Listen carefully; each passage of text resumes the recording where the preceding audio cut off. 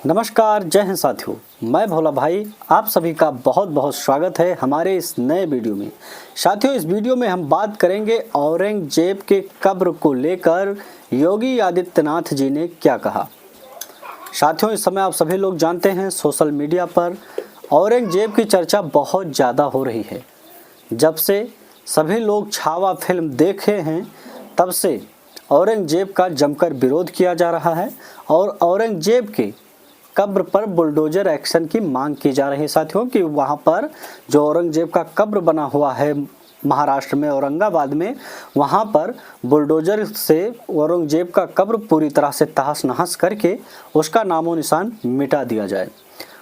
इसी बात को लेकर उत्तर प्रदेश के मुख्यमंत्री योगी आदित्यनाथ जी ने क्या कुछ कहा उसके बारे में बताएंगे और औरंगजेब को अपना महान शासक व लीडर समझने वालों का भी काला चिट्ठा खुलेगा। साथियों, यहीं पर बात किया जाए उत्तर प्रदेश के पूर्व मुख्यमंत्री अखिलेश यादव, तो अखिलेश यादव जी के पार्टी के कई ऐसे बड़े नेता हैं जो औरंगजेब का नाम जप रहे हैं। साथियों, औरंगजेब के कब्र को, औरंगजेब के शासन को लेकर इस समय बहुत ज़्यादा चर्चाएं कर रहे हैं और उनका सपोर्ट करते हुए नजर आ रहे हैं।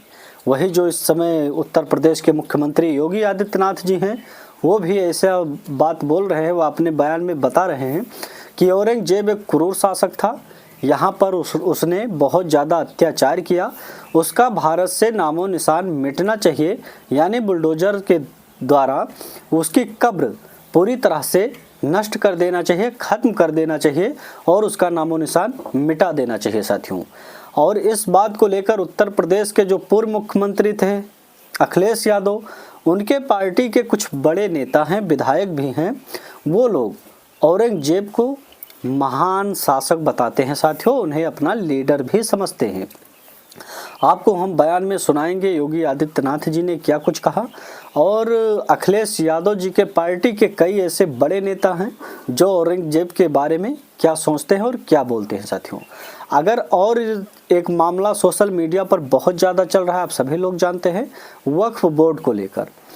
वक्फ बोर्ड के खिलाफ में वर्तमान सरकार जो उत्तर प्रदेश की है, योगी आदित्यनाथ जी मुख्यमंत्री हैं, ये वक्फ बोर्ड के पूरी तरह से खिलाफ हैं, वक्फ बोर्ड का खिलाफत कर रहे हैं, वक्फ बोर्ड को भूमाफिया बोर्ड भी बता रहे हैं। साथियों, और इसी पर अखिलेश यादव जी के पार्टी व अखिलेश यादव जी जितने भी कार्यकर्ता व नेता हैं वक्फ बोर्ड के साथ पूरे दल बल से खड़े हुए हैं। साथियों, उनके कुछ नेता धर्मेंद्र यादव जी बता रहे हैं अगर वक्फ बोर्ड ख़त्म हुआ तो संसद नहीं चलने देंगे और कुर्बानी करेंगे, फलाना धमाका, कई तरह से कमेंट कर रहे हैं। साथियों, वक्फ बोर्ड को लेकर और औरंगजेब की कब्र को लेकर आप कमेंट में ज़रूर बताइएगा कि जिस तरह से औरंगजेब एक क्रूर शासक था, देश में अत्याचार करता था, मंदिर व मस्जिदों का हत्या करता था, तोड़ता था, उसको ख़त्म करता था, अपना शासन इस तरह से दिखा रहा था कि वो लोगों को बहुत ज़्यादा प्रताड़ित करता था और अत्याचार करता था। अपने बाप को भी उन्होंने एक एक बूंद पानी के लिए तड़पा कर मार डाला था। साथियों, जो अपने बाप का नहीं हुआ था वो देश के लोगों का क्या होगा ये आप लोग जानते हैं।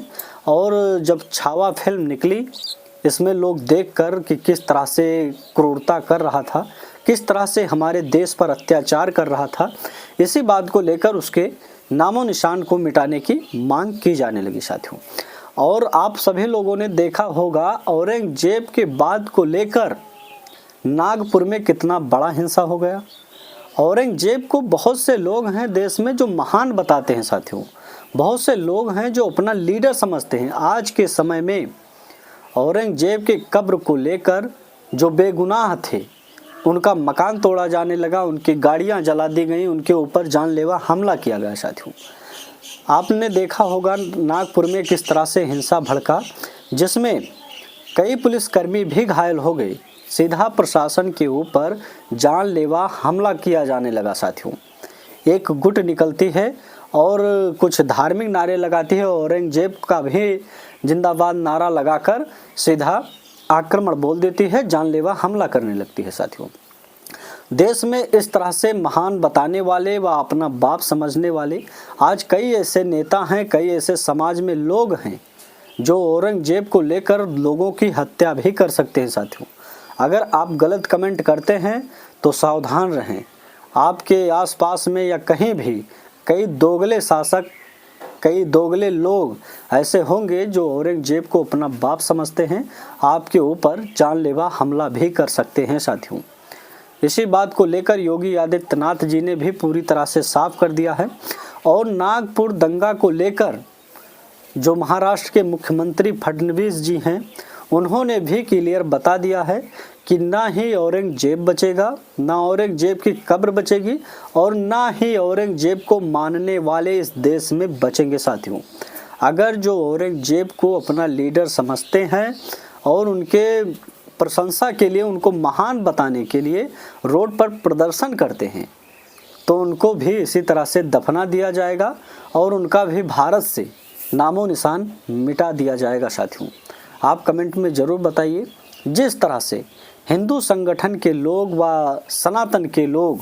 औरंगजेब का विरोध कर रहे हैं, सही कर रहे हैं या गलत कर रहे हैं। साथियों, कुछ दोगले नेता भी हैं, कोई विपक्षी के जो नेता हैं वो आज भी औरंगजेब को महान बताने में खड़े हुए हैं।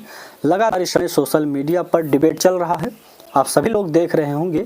सोशल मीडिया पर अगर जब डिबेट चलता है तो औरंगजेब के बारे में महान बताने वालों की लाइन लगी हुई है। साथियों, औरंगजेब को महान बताने के लिए अपना मुंह आगे कर रहे हैं, चेहरा आगे कर रहे हैं कि मुझे मुस्लिमों का वोट मिले, मैं सत्ता में आने का मौका मिले और अत्याचार करने का मौका मिले। साथियों, लगातार लोग औरंगजेब का पक्ष क्यों ले रहे हैं आप सभी लोग जानते हैं।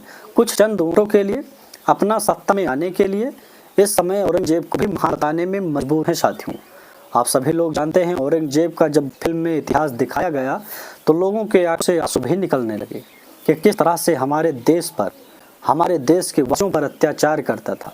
जो लोग डरकर उसकी बातें मान जाते थे तो उनके मन के काम करते थे, जो बोलता था वो करते थे, और जो उसकी बातें नहीं मानता था, धर्म परिवर्तन नहीं करता था, उसकी ऐसी दशा होती थी, ऐसी दुर्दशा करता था कि आपकी भी रूह कांप जाएगी। साथियों, फिल्म में आपने देखा ही होगा संभाजी महाराज को किस तरह से टार्चर किया जा रहा था। बाद में उनकी आंखें तोड़कर, जिभा काटकर, कई तरह के अपराध करता था, दंड देकर उनकी हत्या कर दिया था। साथियों, इसी बात को लेकर देश में इस समय औरंगजेब की चर्चाएं बहुत ज़्यादा हो रही है। इस तरह से क्रूरता करने वाला, इस तरह से अत्याचार करने वाला शासक आज भी भारत में महान बताया जा रहा है। ये देश का दुर्भाग्य है। साथियों, इस वीडियो में बस इतना ही। फिर मिलेंगे अगले वीडियो में।